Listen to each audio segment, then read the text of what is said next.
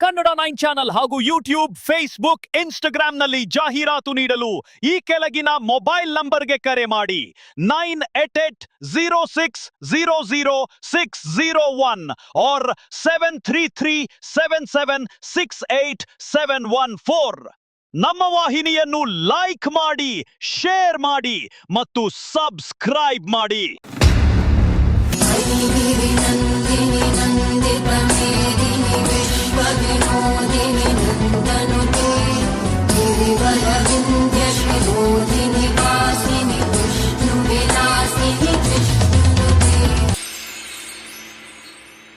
ನವರಾತ್ರಿ ಹಬ್ಬದ ಪ್ರಯುಕ್ತ ಈ ದಂಪತಿ ಹಿಂದೂ ಧರ್ಮದ ಸಂದೇಶ ಸಾರುವ ಗೊಂಬೆಗಳ ಲೋಕವನ್ನು ಸೃಷ್ಟಿಸಿ ನೋಡುಗರಿಗೆ ಅವಕಾಶ ಕಲ್ಪಿಸಿದ್ದಾರೆ. ಅಷ್ಟೇ ಅಲ್ಲ, ಮೈಸೂರು ದಸರಾ ದೃಶ್ಯ ಸನ್ನಿವೇಶವೇ ಮುಖ್ಯ ವಿಷಯವಾಗಿಸಿಕೊಂಡಿದ್ದಾರೆ. ಪಟ್ಟದ ಗೊಂಬೆಗಳೇ ಪ್ರದರ್ಶನದ ಕೇಂದ್ರಬಿಂದು. ಈ ಬೊಂಬೆಗಳಿಗೆ ಪ್ರಾಣ ಪ್ರತಿಷ್ಠೆ ಮಾಡಿ ಪ್ರತಿನಿತ್ಯ ಪೂಜೆ ಸಲ್ಲಿಸಲಾಗುತ್ತದೆ. ಹಾಗಿದ್ರೆ ಯಾರು ಈ ದಂಪತಿ? ಗೊಂಬೆ ಕೂರಿಸಿರುವುದಾದರೂ ಎಲ್ಲಿ ಅಂತೀರಾ? ಈ ಸ್ಟೋರಿ ನೋಡಿ.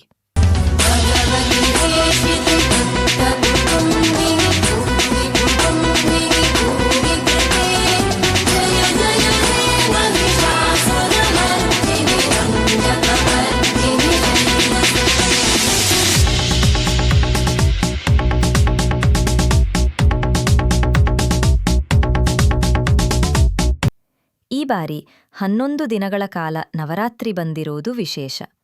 ಈ ದಂಪತಿ ಸದ್ಯ ಬೊಂಬೆ ಮನೆಯ ಪ್ರದರ್ಶನದಲ್ಲಿ ನವದುರ್ಗೆಯರು, ಅಷ್ಟಲಕ್ಷ್ಮಿಯರು, ಸಪ್ತಮಾತೃಕೆಯರು, ಸೂತ್ರದ ಗೊಂಬೆಗಳು, ರಾವಣನ ದರ್ಬಾರ್, ಭಾರತ ಸ್ವಾತಂತ್ರ್ಯ ಹೋರಾಟ, ಭಗವಧ್ವಜ, ಭಗವದ್ಗೀತೆ ಪುಸ್ತಕ, ಅಯೋಧ್ಯೆ ಶ್ರೀರಾಮ ಮಂದಿರ, ಗಣೇಶ ಮಂಡಲ, ಜಂಬೂ ಸವಾರಿ, ಜಾರುಬಂಡಿ ಗಣೇಶ, ಉಯ್ಯಾಲೆ ಗಣಪ, ಕ್ರಿಕೆಟ್ ಗಣಪ, ಹೀಗೆ ಗಣೇಶನ ವಿವಿಧ ರೂಪಗಳಿರುವ 155 ಮಾದರಿಯ ವಿನೂತನ ಮೂರ್ತಿಗಳನ್ನು ಪ್ರದರ್ಶನಕ್ಕೆ ಇಡಲಾಗಿದೆ.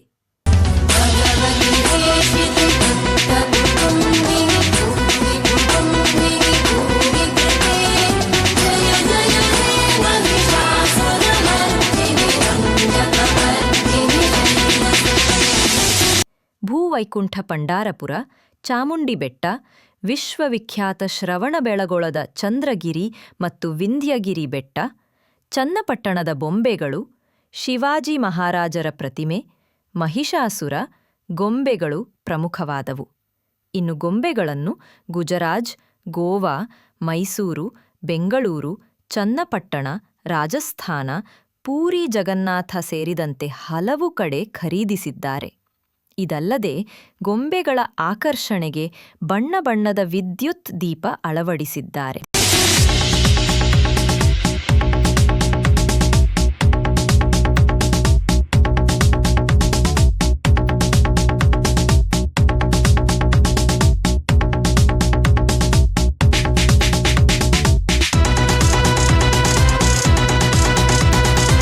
ಇನ್ನು ಬೊಂಬೆ ಮನೆಯ ಮಾಲೀಕ ಎ.ಜಿ. ರಾಜು ಹೇಳುವಂತೆ, ವಯಸ್ಸು, ಲಿಂಗ, ಧರ್ಮವನ್ನು ದಾಟಿ ಬೊಂಬೆಗಳನ್ನು ಇಷ್ಟಪಡುತ್ತಾರೆ. ಅಂದಿನ ಕಾಲದಲ್ಲಿ ಮನೆಯಲ್ಲಿ ಹೆಚ್ಚು ಮಕ್ಕಳಿರುತ್ತಿದ್ದರು. ಅಲ್ಲದೆ ಹೆಣ್ಣು ಮಕ್ಕಳಿಗೆ ಆಗ ಇಂದಿನ ರೀತಿಯ ಸ್ವಾತಂತ್ರ್ಯವಿರಲಿಲ್ಲ. ಹಬ್ಬ ಹರಿದಿನಗಳಲ್ಲಿ ಮಾತ್ರ ಅವರು ಮನೆಯಿಂದ ಹೊರಬರುತ್ತಿದ್ದರು. ಹಾಗಾಗಿ ನವರಾತ್ರಿ ಸಂದರ್ಭದಲ್ಲಿ ಬೊಂಬೆಗಳನ್ನು ಕೂರಿಸಿ ಸಂತಸ ಹಂಚಿಕೊಂಡು ಸಂಭ್ರಮಿಸುತ್ತಿದ್ದರು.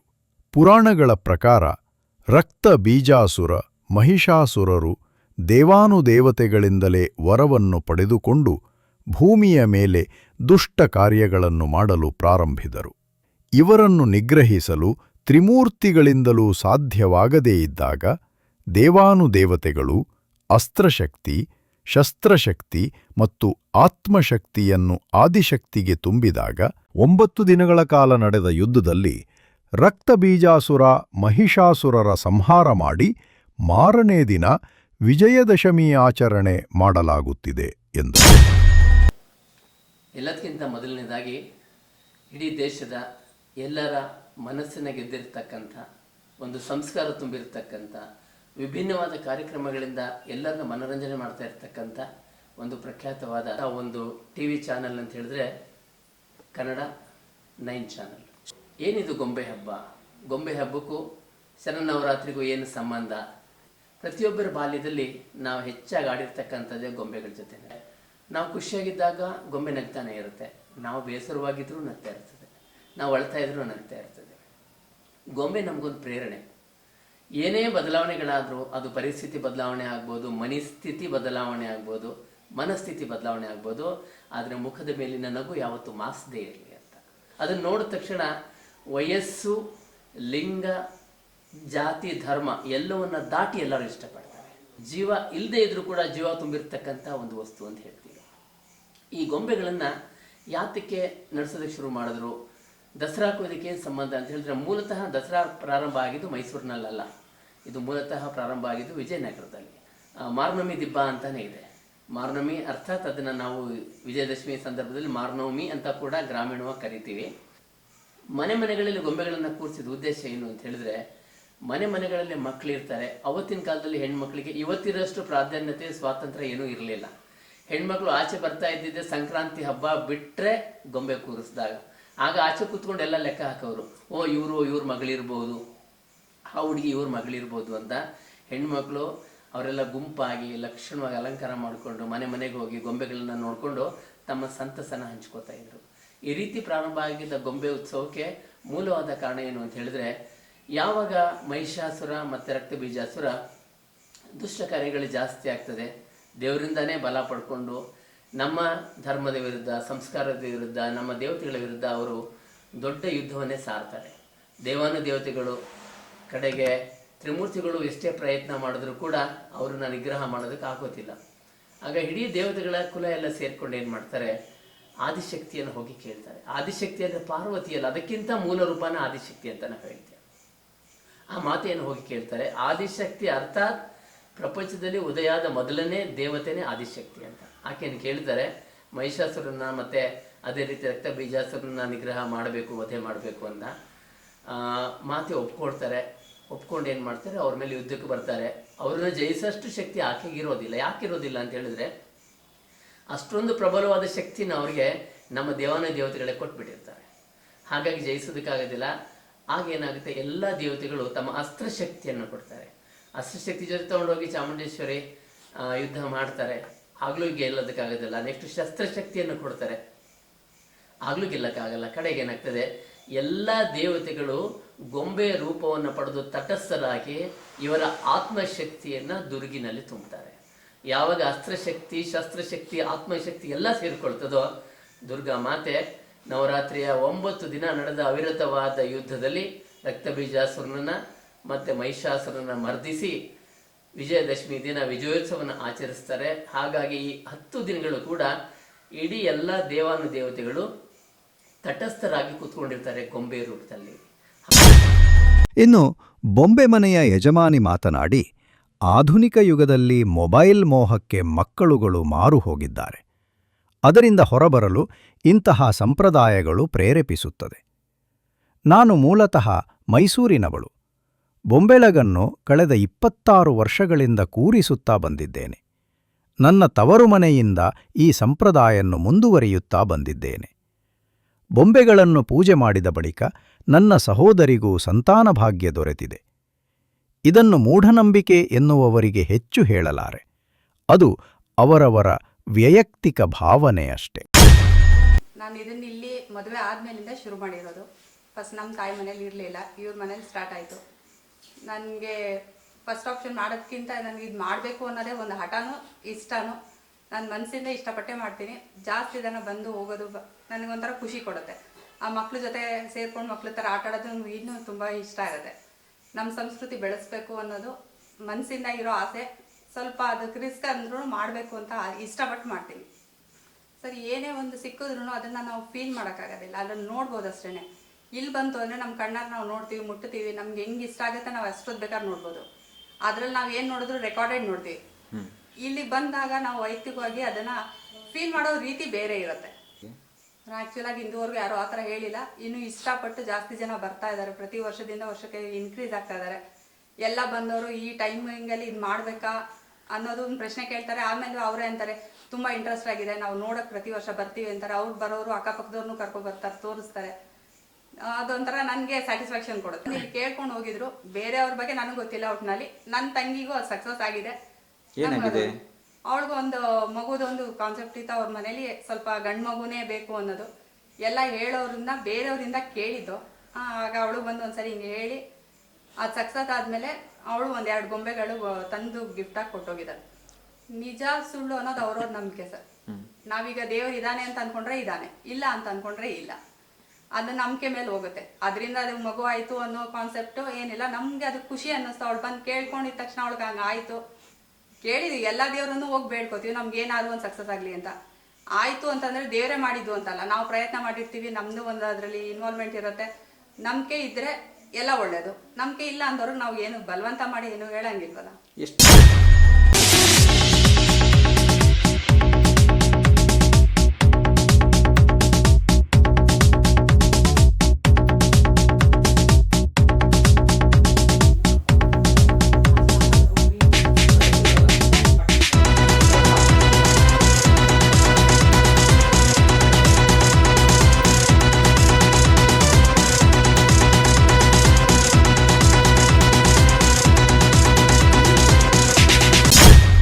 ನನ್ನ ಮಗಳು ಮತ್ತು ಅವರ ಮಗ ಸ್ನೇಹಿತರು. ಹಲವು ವರ್ಷಗಳಿಂದ ಬೊಂಬೆಗಳನ್ನು ಕೂರಿಸುತ್ತಿದ್ದಾರೆ. ನಾವು ಪ್ರತಿ ವರ್ಷ ಬಂದು ಗೊಂಬೆಗಳನ್ನು ನೋಡಿ ಆನಂದಿಸುತ್ತೇವೆ. ಕೂರಿಸುವುದು ಎಷ್ಟು ಕಷ್ಟವೋ ಅದನ್ನು ಜೋಪಾನವಾಗಿ ಸಂರಕ್ಷಣೆ ಮಾಡುವುದು ಇನ್ನೂ ಕಷ್ಟ. ಮೊಬೈಲ್ ಯುಗದಲ್ಲಿ ಬೊಂಬೆಗಳ ಪ್ರಾಮುಖ್ಯತೆಯನ್ನು ತಿಳಿಸಿಕೊಡಬೇಕಿದೆ. ನಾವು ಹಲವು ಕಡೆ ನೋಡಿದ್ದೇವೆ, ಆದರೆ ಇವರ ಮನೆಯಲ್ಲಿ ವಿಭಿನ್ನವಾಗಿ ಕೂರಿಸಿ ಪ್ರದರ್ಶನಕ್ಕೆ ಇಡುತ್ತಾರೆ. ಬಹಳ ಖುಷಿಯಾಗಿದೆ ಎನ್ನುತ್ತಾರೆ ಬೊಂಬೆ ಮನೆಯ ರಾಜು ಸ್ನೇಹಿತ. ಭಾಳ ಚೆನ್ನಾಗಿದೆ ಸರ್. ನಾವು ಅವರು ಸುಮಾರು ನನ್ನ ಮಗಳು ಮತ್ತು ಅವ್ರ ಮಗನೂ ಕ್ಲಾಸ್ಮೇಟು. ಅವತ್ತಿಂದ ನಮಗೂ ಭಾಳ ಪರಿಚಯ. 25 ವರ್ಷ ಆಯಿತು. 25 ವರ್ಷದಿಂದನೂ ನಮಗೆ ಭಾಳ ಪರಿಚಯ ಇದ್ದಾರೆ. ಹಾಗಾಗಿ ನಾವು ಇಲ್ಲಿ ನೋಡೋಕ್ಕೆ ಶುರು ಮಾಡಿ ಒಂದು 10 ವರ್ಷ ಆಗಿರ್ಬೋದು. ಅವತ್ತಿಂದನೂ ಭಾಳ ಚೆನ್ನಾಗಿ ನಡೆಸ್ಕೊಂಬರ್ತಾ ಇದ್ದಾರೆ. ಬಿಸಿ ಶೆಡ್ಯೂಲಲ್ಲೂ ಗಂಡ ಹೆಂಡತಿ ಇಬ್ಬರೂ ಚೆನ್ನಾಗಿ ನಡೆಸ್ಕೊಂಬರ್ತಾ ಇದ್ದಾರೆ ಸರ್. ಮೊದಲು ಮಕ್ಕಳು ನಾವೆಲ್ಲ ಆಡಬೇಕಾದ್ರೆ ಶುಂಠಿ ಪೆಪ್ಪರ್ಮೆಂಟ್ ದಾರ ಅದು ಇದರಲ್ಲೇ ಇತ್ತದು. ಇದನ್ನು ಮರದಲ್ಲಿ ಮಾಡಿದ್ದಾರೆ. ಈಗ ಅದು ಚನ್ನಪಟ್ಟಣದ ಗೊಂಬೆ ಇದ್ರದ್ದು ಮರದ ಆಟಿಕೆ ಅದು. ಮೊದಲೆಲ್ಲ ಅದು ನಾವು ತಿನ್ನೋ ಪದಾರ್ಥದಲ್ಲಿ ಬರ್ತಿತ್ತು, ಅದು ಈಗ ಮರದಲ್ಲಿ ಮಾಡಿದ್ದಾರೆ. ಅದು ಭಾಳ ಚೆನ್ನಾಗಿದೆ. ಅದು ಎಲ್ಲನೂ ಇಷ್ಟ ಇದೆ ಸರ್, ಪ್ರತಿಯೊಂದು ಇಷ್ಟ ಇದೆ. ಅದು ಇದು ಅಂತೇನಿಲ್ಲ, ಎಲ್ಲ ಜೋಡಿಸಿದ್ದು ಕಷ್ಟಪಟ್ಟು ಇವ್ರು ಜೋಡಿಸಿದ್ದಾರೆ. ಕಷ್ಟಪಡೋದಕ್ಕಿಂತ ಇದನ್ನು ಹಿಂದಕ್ಕೆ ಜೋಡಿಸೋದು ಇದೆಯಲ್ಲ, ತಿರ್ಗಾ ಅದನ್ನು ಎತ್ತಿಡೋದಿದೆಯಲ್ಲ, ಅದರಷ್ಟು ಶ್ರಮ ಇನ್ಯಾವುದೂ ಇಲ್ಲ. ಇದು ಭಾಳ ಕಷ್ಟಪಟ್ಟಿದೆ. ಇವತ್ತೂ ಕೂಡ ಈ ಥರ ಬೊಂಬೆ ಮನೆಗಳನ್ನ ಸರ್ ನೋಡೋದು ತುಂಬ ಕಷ್ಟ ಇದೆ. ಇಲ್ಲ, ಮಾಡೋದೇ ಕಷ್ಟ ಇದೆ, ನೋಡೋದಲ್ಲ ಇದು. ಯಾರೋ ಇದನ್ನ ಜೋಡಿಸೋದು ತಿರ್ಗಿ ಇದು ಮಾಡೋದು ಭಾಳ ಕಷ್ಟ ಇದೆ. ಹಂಗಾಗಿ ಯಾರೂ ಮಾಡೋದಿಲ್ಲ. ಇದು ಏನೋ ಇದು ಅವತ್ತಿಂದ ನಡೆಸ್ಕೊಂಬಂದಿದ್ದಾರೆ. ಭಾಳ ಇಲ್ಲ, ಇದು ಸಣ್ಣ ಮಕ್ಳಿಗೆ ನಾವು ಹೇಳ್ಕೊಡ್ಬೇಕಷ್ಟೇ. ಇದನ್ನು ನಾವು ಹೇಳ್ಕೊಡೋದೇ ಇದ್ರು ಇದನ್ನ ಮುಂದಕ್ಕೆ ಅವ್ರಿಗೆ ಬರೋದಿಲ್ಲ. ಇದು ನಮ್ಮ ಮುಂದಕ್ಕೆ ನಾವುಗಳು ಇದೆಲ್ಲ ನಶಿಸಿ ಹೋಗುತ್ತೆ. ಇದು ನಾವು ಹೇಳ್ಕೊಟ್ರೆ ಅದನ್ನು ಮುಂದಕ್ಕೆ ಬರುತ್ತೆ. ಇದು ನಾವು ಹೇಳ್ಕೊಡ್ಬೇಕಷ್ಟೇ. ಇದನ್ನು ಇಲ್ಲ, ನಾವು ನೋಡೇ ಒಂದು 2-3 ಕಡೆ ನೋಡಿದ್ದೀನಿ, ಆದರೆ ಜಾಸ್ತಿ ಇವ್ರದೇ. ಪ್ರತಿ ವರ್ಷನೂ ನಾವು ನೋಡ್ತೀವಿ ಇದನ್ನ. ಇವ್ರ ಮನೆಗೆ ಬಂದೇ ಬರ್ತೀವಿ ನಾವು. ಇಲ್ಲ, ಭಾಳ ರೇರ್ ಮಾಡೋರು ರೇರು. ರಾಜು ಅನ್ನೋರು, ಅವರು ನಂಗೆ ಖುಷಿ ಆಯ್ತಾ? ಭಾಳ ಖುಷಿ ಆಯಿತು ಸರ್. ನಾನು ಪ್ರತಿ ವರ್ಷ ಇಲ್ಲಿಗೆ ಬರುತ್ತೇನೆ. ಕಾರಣ, ಬೇರೆಲ್ಲೂ ಕಾಣದ ಬೊಂಬೆಗಳು ಇಲ್ಲಿ ನೋಡಬಹುದಾದಾಗಿದೆ. ಹಲವು ವರ್ಷಗಳಿಂದ ಇವರು ಬೊಂಬೆ ಮನೆ ನಿರ್ಮಾಣ ಮಾಡುತ್ತಿದ್ದಾರೆ. ಇವರಿಬ್ಬರ ಮಕ್ಕಳು ಹೊರ ರಾಜ್ಯ ಮತ್ತು ಹೊರ ದೇಶದಲ್ಲಿ ಕೆಲಸ ಮಾಡುತ್ತಿದ್ದಾರೆ. ಅಷ್ಟೇ ಅಲ್ಲದೆ ಗಂಡ ಪ್ರಾಧ್ಯಾಪಕರಾಗಿ ಮತ್ತು ಹೆಂಡತಿ ವ್ಯಾಪಾರಸ್ಥರು. ಮಕ್ಕಳ ಸಹಾಯವಿಲ್ಲದೆ ಇವರಿಬ್ಬರೇ ಇದನ್ನೆಲ್ಲವನ್ನು ತಮ್ಮ ಬಿಡುವಿನ ಸಮಯದಲ್ಲಿ ಕೂರಿಸಿ ಪ್ರದರ್ಶಕರನ್ನು ಮನರಂಜನೆಗೊಳಿಸುತ್ತಿದ್ದಾರೆ. ಇದು ನಮ್ಮ ಸಂಪ್ರದಾಯ ಮತ್ತು ಸಂಸ್ಕೃತಿಯನ್ನು ಉಳಿಸಿಕೊಂಡು ಬರುವಲ್ಲಿ ಸಹಕಾರಿಯಾಗಿದೆ ಎನ್ನುತ್ತಾರೆ ಬೊಂಬೆ ಪ್ರದರ್ಶನಕ್ಕಿಟ್ಟ ರಾಣಿ, ಸ್ನೇಹಿತೆಯಾದ ಪೂಜಾ ಪ್ರವೀಣ್.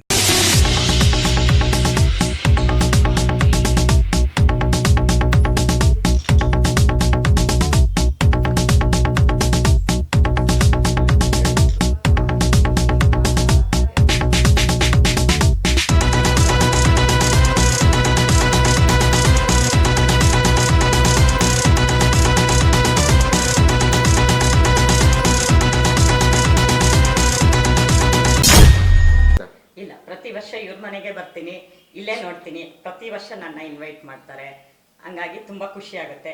ಪ್ರತಿ ವರ್ಷನೂ ಬಂದು ನೋಡ್ತೀನಿ. ಹೋದ ವರ್ಷ ನನ್ನ ಮೊಮ್ಮಗನ ಜೊತೆ ಬಂದು ನೋಡಿದ್ದೆ. ಈ ವರ್ಷ ಅವನನ್ನು ಕರ್ಕೊಂಡು ಬರೋಕ್ಕಾಗಿಲ್ಲ. ಆದರೆ ಇವರಿಗೆ ಗಂಡ ಹೆಂಡತಿಗೆ ತುಂಬ ಆಸಕ್ತಿ ಇದೆ ಈ ವಿಚಾರದಲ್ಲಿ.